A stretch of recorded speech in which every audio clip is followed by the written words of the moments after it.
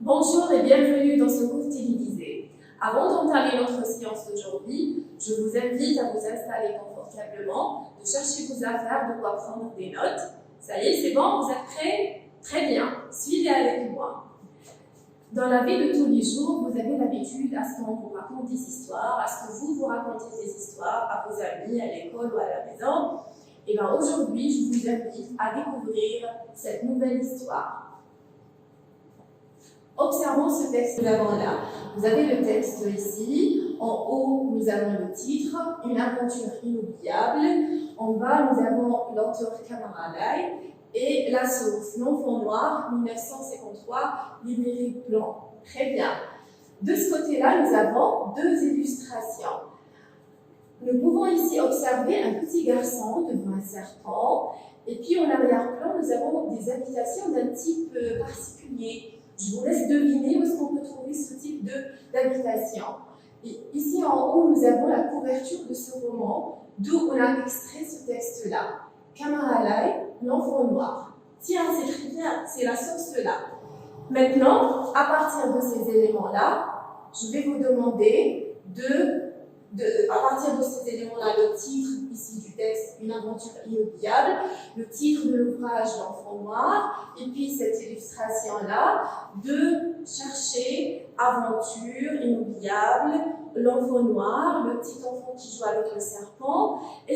Alors, à partir de ces éléments-là, quelles sont les hypothèses que vous pouvez émettre? Je vous laisse réfléchir, ou bien vous pouvez même les noter sur votre cahier. Passons maintenant à l'activité suivante. Je vais vous demander d'associer à chacune de ces images-là les mots que vous avez ici en bas. Donc vous avez roseau, reptile, case, forge.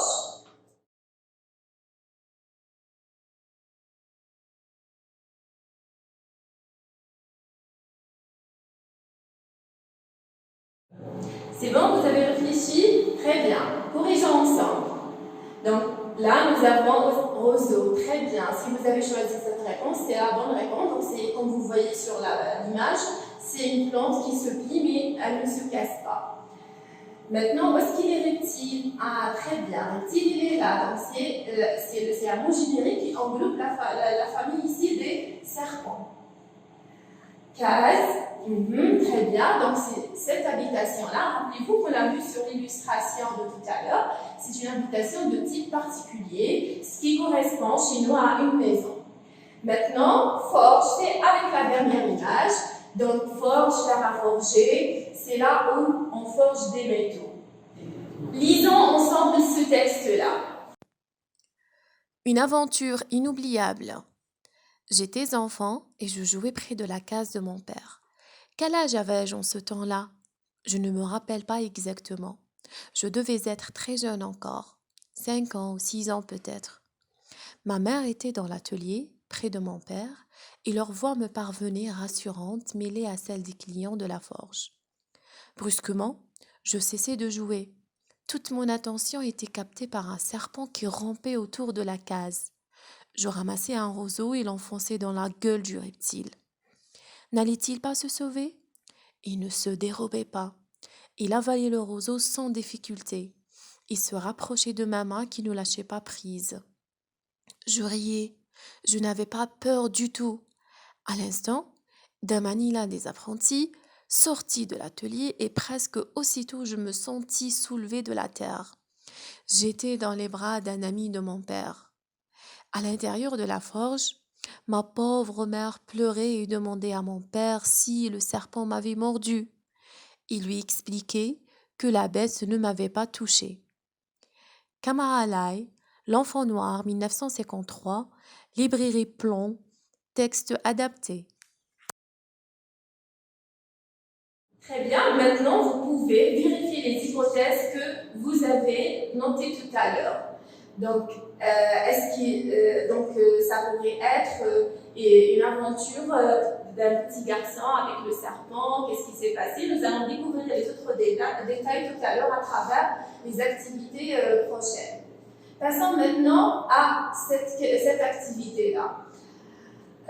Maintenant, je vais vous demander qui sont les personnages mis en scène dans cette histoire-là. Et puis, où se trouvent-ils et quand est-ce que cette histoire s'est déroulée? Donc, rappelez-vous, au début, donc l'enfant était en train de jouer devant l'atelier de son papa. Donc, nous avons l'enfant qui était en train de jouer devant l'atelier de qui? De son papa. Et puis, il y avait sa maman aussi. Et il y avait l'apprenti, un livre qui s'appelait Damani. Et il y avait aussi des clients. Maintenant, où est-ce qu'ils se trouvaient-ils tous? Donc, ils se trouvaient près de l'atelier ou bien la forge ou bien l'atelier du papa. Quand est-ce que cette histoire s'est déroulée? Est-ce que vous avez pu trouver dans le texte un indice là qui indique exactement l'époque ou bien le moment où cette histoire s'est déroulée? Donc, pas vraiment, mais seulement il y avait la phrase où il y avait dit que l'enfant avait 5 ou 6 ans. Donc, cette histoire s'est déroulée quand l'enfant avait 5 ou 6 ans. Donc, nous avions le petit enfant, le petit garçon qui était en train de jouer devant l'atelier de son papa. Il y avait aussi sa maman, son papa, l'apprenti. Et l'histoire s'est déroulée quand l'enfant avait 5 ou 6 ans à peu près. Passons maintenant à la question suivante. Choisissez maintenant la bonne réponse en justifiant votre réponse. En vous référant aussi au texte. Donc, cette histoire est racontée par un des personnages qui sont mis en scène, ou bien un narrateur externe à l'histoire, c'est-à-dire une voix extérieure qui racontait l'histoire, ou bien les événements qui se sont déroulés, ou bien un témoin qui a assisté à l'événement. Revenez un petit peu à notre histoire. Donc, ici, revenons à notre texte. Regardez bien la première phrase. J'étais enfant et je jouais près de la case de mon père. Donc là, nous avons mon. Quel âge avais-je en ce temps-là? Je ne me rappelle pas exactement. Je devais être jeune encore, 5 ou 6 ans peut-être. Ma mère était dans l'atelier près de mon père et leur voix me parvenait rassurante. Mêlée à celle des clients de la forge, brusquement, je cessais de jouer. Toute mon attention était captée par un serpent qui rampait autour de la case. Je ramassais très bien un roseau et l'enfonçais dans la gueule du reptile. N'allait-il pas se sauver? Il ne se dérobait pas. Il avalait le roseau sans difficulté. Il se rapprochait de ma main qui ne lâchait pas prise. Je riais. Je n'avais pas peur du tout.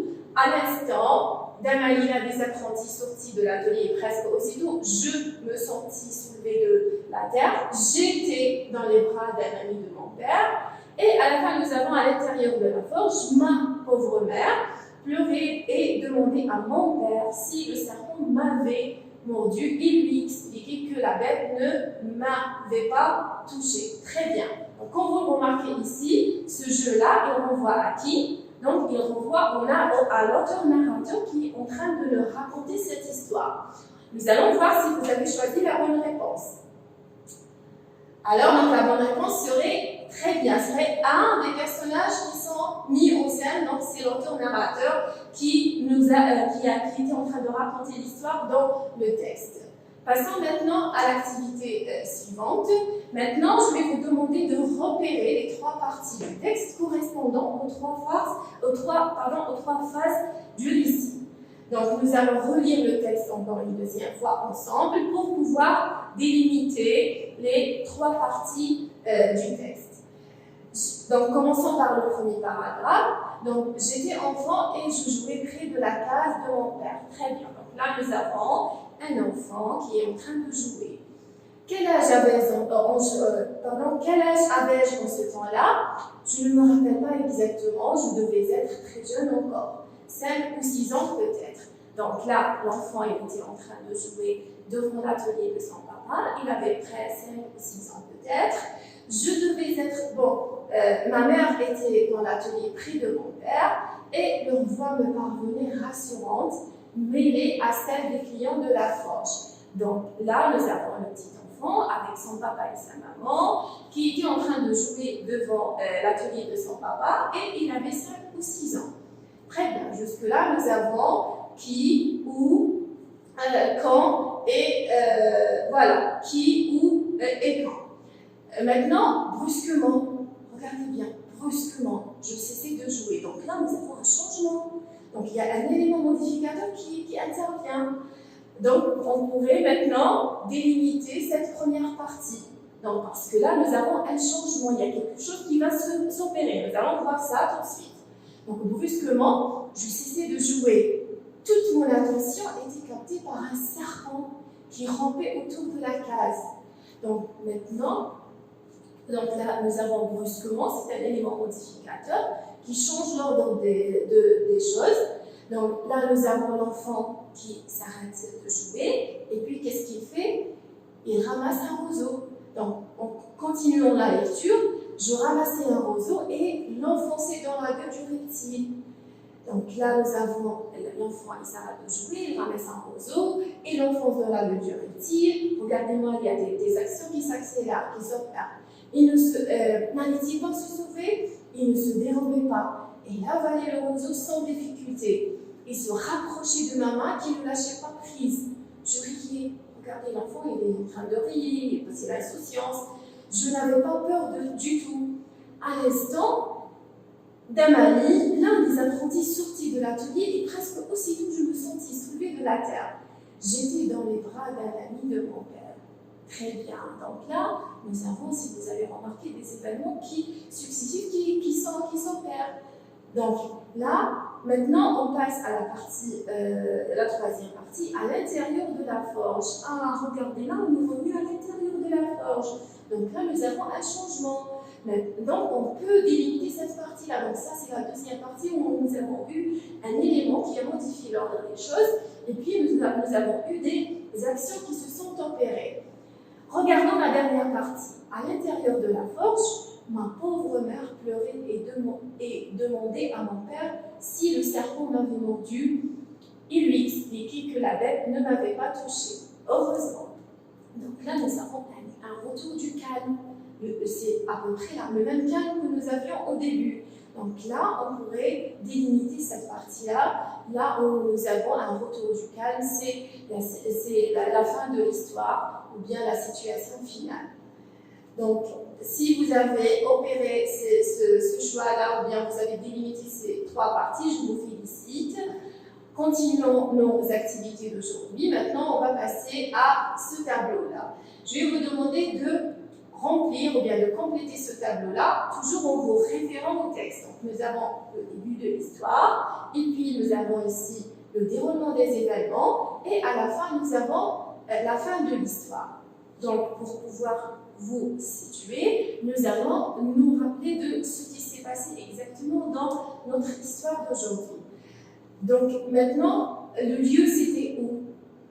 Et vous allez me dire, vous allez plutôt ici compléter, vous allez mettre ici le lieu où s'est déroulée cette histoire-là, et puis vous allez mettre ici les personnages, et puis vous allez passer à cette deuxième partie-là où les événements se sont déroulés. Qu'est-ce qui s'est passé? Donc, l'enfant a cessé de jouer. Pourquoi il a cessé de jouer? Et puis, comment il a réagi? Et à la fin, qui a sauvé l'enfant? Ou bien comment il a été sauvé? Et puis à la fin, vous avez ici l'état de l'enfant en fin de l'histoire. Donc, je vous laisse quelques instants pour compléter ce tableau-là.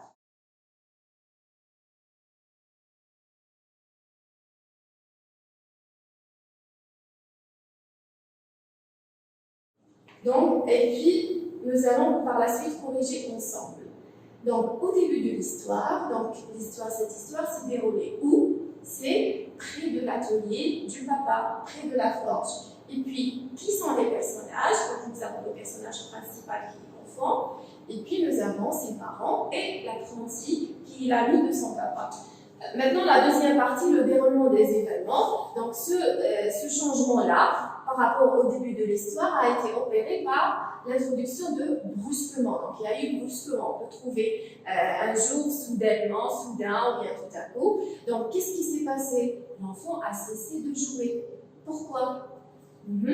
C'est parce que le serpent a attiré l'attention de l'enfant. Donc l'enfant a arrêté de jouer parce qu'il y avait un serpent qui s'approchait de lui.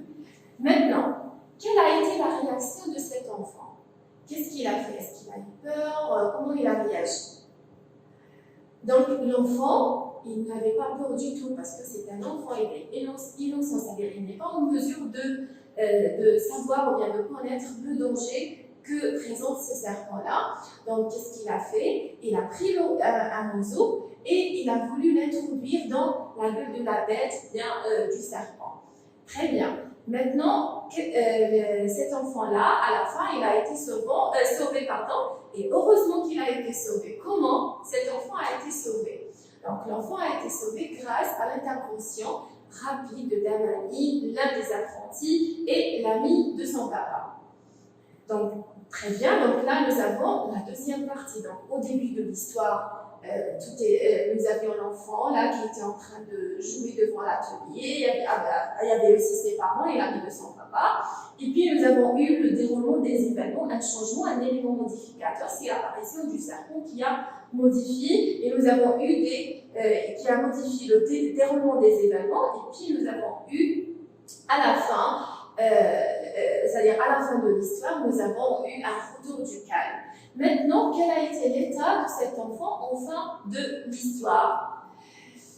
Oui, donc l'enfant, heureusement qu'il a été sain et sauf au grand bonheur de sa maman ou de ses parents. Très bien. Donc là, nous avons les trois parties. Début de l'histoire où nous avions le qui, c'est-à-dire les personnages, le où et le quand. Et puis, nous avons la deuxième partie, le déroulement des événements. Et à la fin, nous avons le retour du calme de la situation initiale qui est la situation finale.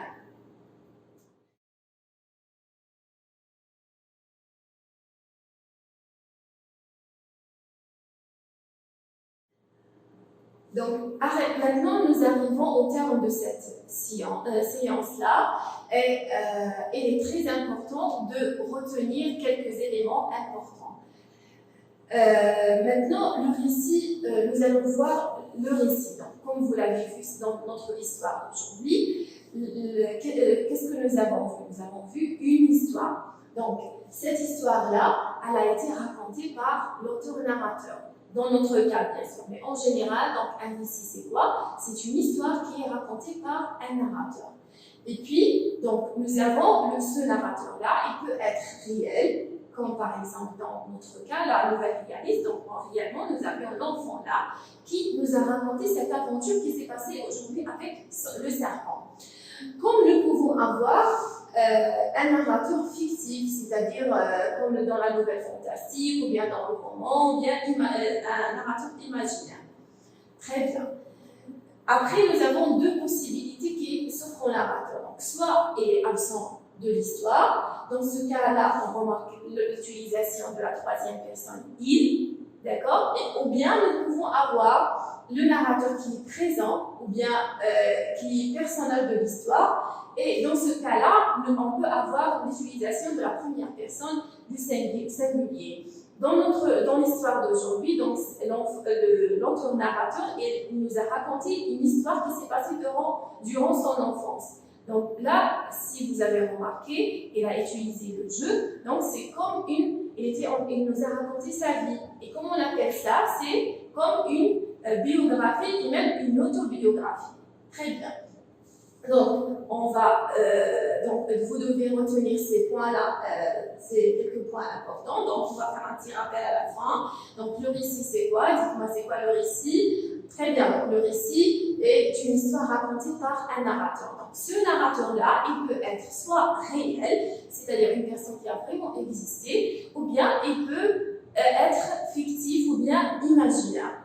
Et puis, nous avons c'est-à-dire deux possibilités de la présence de ce narrateur dans le récit. Donc, soit le narrateur, c'est-à-dire il est absent de l'histoire, donc il est absent comment? Donc, on remarque l'utilisation de la troisième personne du singulier, il, ou bien il est présent à travers l'utilisation, bien l'emploi de la première personne du singulier. Je vous invite à découvrir ce roman très intéressant, L'Enfant Noir de Kamara Lai. Vous pouvez vous le procurer et le lire. Il se passe plein de choses intéressantes, plein d'aventures. Voilà, donc je vous remercie de votre attention et je vous dis à la séance prochaine.